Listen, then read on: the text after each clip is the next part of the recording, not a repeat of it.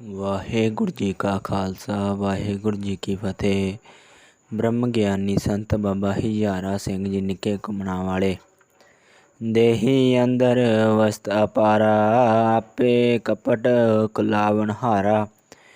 ਲੋਕ ਇਸ ਖੱਲਰ ਨੂੰ ਹੀ ਸਵਾਰਨ 'ਤੇ ਜ਼ੋਰ ਲਾਈ ਜਾਂਦੇ ਹਨ। ਅੰਦਰਲੇ ਕੀਮਤੀ ਪਦਾਰਥ ਵੱਲ ਤਾਂ ਕੋਈ ਧਿਆਨ ਹੀ ਨਹੀਂ ਦਿੰਦਾ। ਆਪ ਨੇ ਸਾਰੀ ਉਮਰ ਕਦੇ ਕੋਈ ਦਵਾਈ ਨਹੀਂ ਖਾਧੀ, ਇੱਕੋ ਨਾਮ ਔਖਦ ਹੀ ਰੱਖੀ।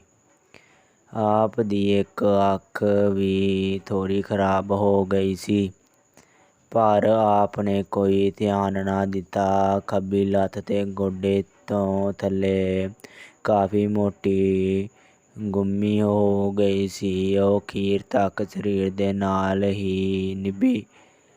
ਉਸ ਦਾ ਕੋਈ ਇਲਾਜ ਨਾ ਕਰਵਾਇਆ। ਜਦੋਂ ਸ਼ੱਕਰੀ ਵਾਲੇ ਨਿਹੰਗ ਨੇ ਸਿਰ 'ਤੇ ਕਿਰਪਾਨ ਮਾਰੀ ਤਾਂ ਵੀ ਕੋਈ ਦਵਾ ਦਾਰੂ ਨਾ ਕੀਤਾ। ਜ਼ਖ਼ਮ ਕਾਫੀ ਵੱਡਾ ਸੀ, ਬਸ ਹਲਦੀ ਪਾ ਛੱਡਣੀ। ਇੱਕ ਵਾਰੀ ਪੈਰ 'ਤੇ ਕਾਫੀ ਵੱਡਾ ਜ਼ਖ਼ਮ ਹੋ ਗਿਆ, ਕੋਈ ਤਿੱਖੀ ਚੀਜ਼ ਵੱਜ ਗਈ ਸੀ। ਆਪ ਨੇ ਸਿਰਫ ਸੇਕ ਦੇ ਛੱਡਣਾ, ਅੱਗ ਅੱਗੇ ਥੋੜ੍ਹਾ ਚਿਰ ਰੱਖਣਾ। ਸਰੀਰ ਨਾਲ ਕੋਈ ਮੋਹ ਨਹੀਂ ਸੀ।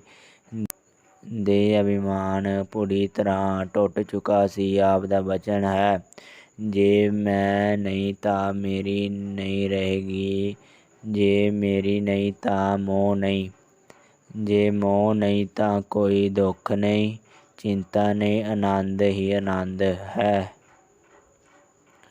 ਖਟ ਮਟ ਦੇਹੀ ਮਨ ਬੈਰਾਗੀ, ਸੂਰਤ ਸ਼ਬਦ ਧੁਨ ਅੰਤਰ ਜਾਗੀ।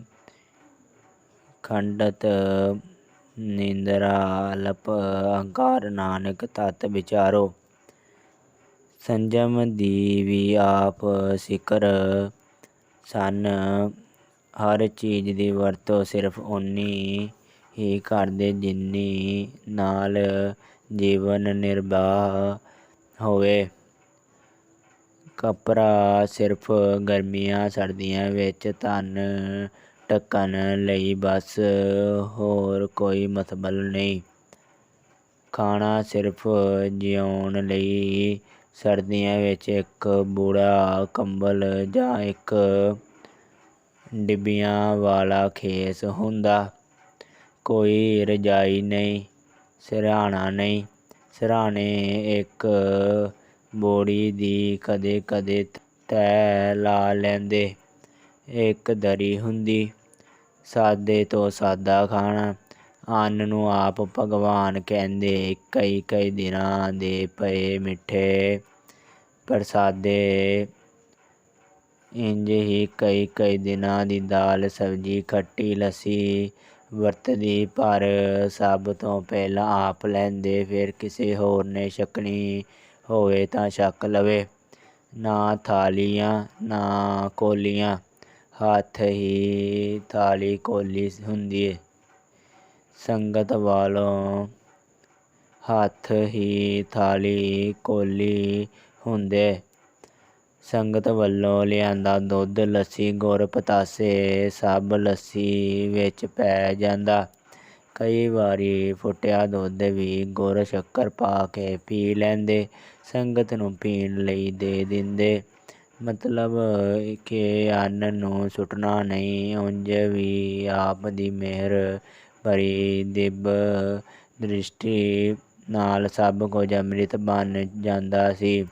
ਇਹ ਲੱਸੀ ਨਹੀਂ ਸੀ, ਜੀਵਨ ਦਾਨ ਦੇਣ ਵਾਲਾ ਅੰਮ੍ਰਿਤ ਸੀ। ਹਜ਼ਾਰਾਂ ਲੱਖਾਂ ਲੋਕਾਂ ਦੇ ਰੋਗ ਕੱਟੇ ਇਸ ਅੰਮ੍ਰਿਤ ਨੇ। ਇੱਕ ਵਾਰੀ ਇੱਕ ਬੀਬੀ ਨੇ ਬੇਨਤੀ ਕੀਤੀ, ਜੀ ਮੇਰਾ ਭਰਾ ਬੜਾ ਬਿਮਾਰ ਹੈ, ਹਸਪਤਾਲ ਦਾਖਲ ਹੈ ਅੰਮ੍ਰਿਤਸਰ। ਡਾਕਟਰ ਵੀ ਸਿਰ ਫੇਰਦੇ ਜਾਂਦੇ ਹੈ। ਕਿਰਪਾ ਕਰੋ ਉਹਦੀ ਛੋਟੀ ਛੋਟੀ ਔਲਾਦ ਆਏ, ਸਿਰ 'ਤੇ ਪਿਓ ਦਾ ਸਾਇਆ ਬਣਿਆ ਰਹੇ। ਆਪ ਨੇ ਉਸ ਦਾ ਬਚਨ ਸੁਣਿਆ ਤੇ ਕਹਿਣ ਲੱਗੇ, ਜਾ ਉੱਥੋਂ ਲੱਸੀ ਲੈ ਜਾ, ਉਹਨੂੰ ਪਿਆ, ਬਾਬਾ ਨਾਨਕ ਭਲੀ ਕਰੂਗਾ। ਉਹ ਬੀਬੀ ਬੋਤਲ ਵਿੱਚ ਪਾ ਕੇ ਲੱਸੀ ਲੈ ਗਈ, ਆਪਣੇ ਭਰਾ ਨੂੰ ਪਿਲਾਈ। ਉਹ ਭਾਈ ਰਾਜੀ ਬਾਜੀ ਹੋ ਗਿਆ। ਸੰਤ ਦਿਨ ਵਿੱਚ ਕਈ ਵਾਰ ਲੱਸੀ ਛਕਦੇ ਤੇ ਸੰਗਤ ਨੂੰ ਵੀ ਛਕਾਉਣ ਲਈ ਕਹਿੰਦੇ। ਜਦੋਂ ਕਦੇ ਬਾਹਰ ਜਾਂਦੇ ਉੱਥੇ ਵੀ ਲੱਸੀ ਜ਼ਰੂਰ ਬਣਦੀ। ਅੱਜ ਵੀ ਉਹਨਾਂ ਦੇ ਡੇਰੇ ਨਿੱਕੇ ਘੁੰਮਣ ਲੱਸੀ ਦਾ ਪ੍ਰਸ਼ਾਦਾ ਮਿਲਦਾ ਹੈ। ਨਿਸ਼ਕਾਮ ਕੀਰਤਨੀ ਜਥੇ ਵਿੱਚ ਵੀ ਇਹ ਰੀਤ ਇੰਝ ਹੀ ਚੱਲ ਰਹੀ ਹੈ। ਉੱਥੇ ਅੰਮ੍ਰਿਤ ਵੰਡੀਏ ਸੁਖੀਏ ਅਰ ਕਰਨੇ, ਜਮ ਕੇ ਪੰਥ ਨਾ ਪਾਈਏ ਫਿਰ ਨਾਹੀ ਮਰਨੇ। ਜਿਸਨੂੰ ਆਇਆ ਪ੍ਰੇਮ ਰਸ ਤੀਸੇ ਹੀ ਜਰਨੇ। ਬੋ ਸਦੋ ਦੁਖ ਪ੍ਰਾਪਤ ਹੋਵੇ, ਭੋਗੋ ਰੋਗ ਸੋ ਅੰਤ ਵਿਜੋਗੇ। ਸੰਗਤਾਂ ਦੇ ਬੈਠਣ ਲਈ ਆਪਣੇ ਹੱਥੀਂ ਆਪ ਸਫ਼ਾ ਬਣਾਉਂਦੇ। ਕਈ ਜਾਂ ਦੱਬ ਵੰਡ ਕੇ ਸੁਕਾ ਕੇ ਫਿਰ ਪਾਣੀ ਵਿੱਚ ਭਿਓ ਛੱਡਣੀ। ਜਦੋਂ ਨਰਮ ਹੋ ਜਾਣੀ ਤਾਂ ਘੁੱਟ ਕੇ ਰੇਸ਼ਮ ਵਰਗੀ ਕਰ ਦੇਣੀ। ਜਦੋਂ ਦੀਆਂ ਨਰਮ ਸਾਫਾਂ ਸੰਗਤ ਥੱਲੇ ਵਿਛਾਉਣੀਆਂ। ਆਪਣੇ ਡੇਰੇ ਨੂੰ ਕਦੀ ਤਕੀਆ ਵੀ ਕਹਿੰਦੇ ਹੁੰਦੇ ਸਨ। ਕੈਸੀ ਸੇਵਾ ਭਾਵਨਾ ਸੀ। ਰੱਬ ਰੂਪ ਬ੍ਰਹਮ ਗਿਆਨੀ ਬਾਬਾ ਜੀ ਆਪਣੇ ਹੱਥੀਂ ਸਫ਼ਾ ਵਿਛਾ ਕੇ ਸੰਗਤ ਨੂੰ ਨਿਵਾਜਦਾ ਸੀ। ਫਰੀਦਾ ਥੀਓਂ ਭਾਈ ਦਰਬ ਜੇ ਸਾਈਂ ਲੋੜੀਏ ਜਬ। ਫਰੀਦ ਸਾਹਿਬ ਕਹਿੰਦੇ ਹਨ, ਜੇ ਸਾਈਂ ਦੇ ਦਰ ਤੇ ਕਬੂਲ ਹੋਣਾ ਹੀ ਤਾਂ ਅੰਤ ਹੀ ਨਿਮਰਤਾ ਧਾਰਨ ਕਰ। ਜਿਵੇਂ ਦੱਬ ਨਿਮਰ ਹੋ ਜਾਂਦੀ ਹੈ। ਪਹਿਲਾਂ ਅੰਮ੍ਰਿਤ ਵੇਲੇ ਲੱਸੀ ਵਾਸਤੇ ਜਲ ਵੀ ਖੂਹੀ ਤੋਂ ਆਪ ਹੀ ਲਿਆਉਂਦੇ। ਲੱਸੀ ਆਪਣੇ ਹੱਥੀਂ ਤਿਆਰ ਕਰਦੇ। ਜੇ ਸੰਗਤ ਵਿੱਚ ਦੁੱਧ, ਲੱਸੀ, ਗੁੜ, ਸ਼ੱਕਰ ਆਉਂਦੀ ਤਾਂ ਇਹਨਾਂ ਲੱਸੀ ਵਾਲਿਆਂ ਭਾਂਡਿਆਂ 'ਚ ਪੈ ਜਾਂਦੀ। ਸਾਰਾ ਦਿਨ ਇਹ ਅੰਮ੍ਰਿਤ ਵਰਤਦਾ ਆਪਣੇ ਹੱਥੀਂ ਕਰਮ ਕਰਕੇ ਖੁਸ਼ ਹੁੰਦੇ ਸਨ।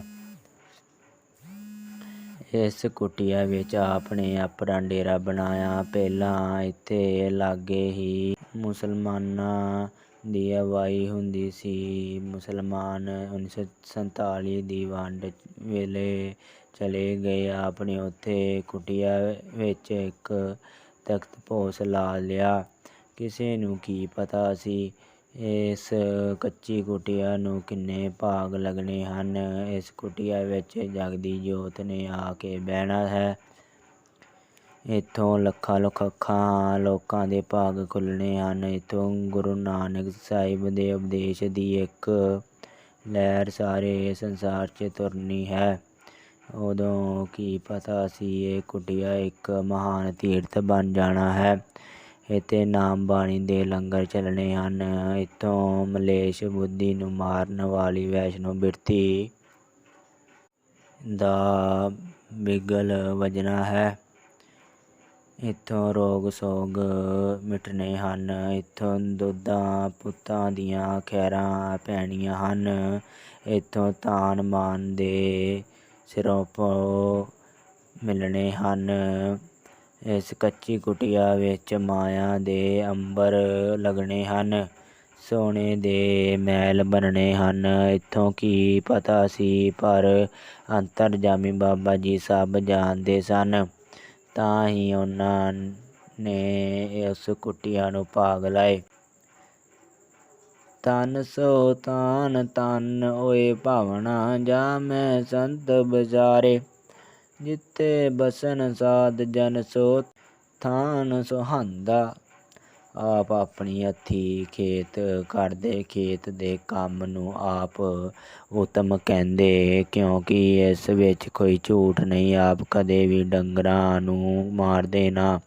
ਸਗੋਂ ਅਸੀਸਾਂ ਦਿੰਦੇ ਆ ਬਚਨ ਕਰਦੇ ਹੁੰਦੇ ਸਨ। ਡੰਗਰਾਂ ਦਾ ਜੋਤਾ ਹਿਸਾਬ ਨਾਲ ਲਾਉਣਾ ਚਾਹੀਦਾ ਹੈ।